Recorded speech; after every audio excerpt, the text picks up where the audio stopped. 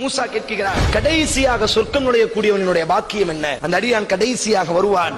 அல்லாஹ் சொல்வான், ஒரு சொர்க்கத்தை காமித்து, இந்த சொர்க்கம் உனக்கு நான் தருகிறேன். இந்த சொர்க்கம் எவ்வளவு விசாலமானது தெரியுமா? நீ வாழ்ந்த உலகம், அந்த உலகம் முழுவதும் ஒருவனுக்கு கரத்தில் நான் கொடுத்து அவனை மன்னனாக ஆக்கினால் அவனுக்குத்தான் முழு உலகம். இந்த உலகத்தினுடைய வைரம், இந்த உலகத்தினுடைய வைடூரியம், இந்த உலகத்தினுடைய அத்தனை மக்களும் அவனுக்கு பணியாளர்கள்.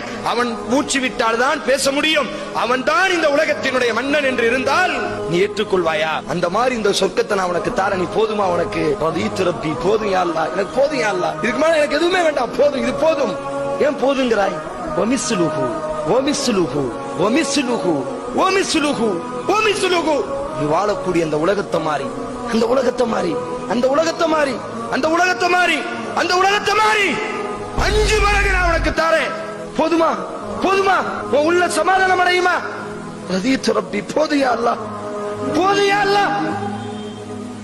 ஏன் போதுங்கிறாய்? பேச பிடிக்கலையா? இந்த உலகத்தை மாதிரி 10 தாரே. போதுமா? போதுமா உனக்கு? ரப்பி போதும். ஏன் போதுங்கிறாய்? எப்போது கேட்? எப்போதுங்கிறாய்? எப்போதுங்கிறாய்? கேட்.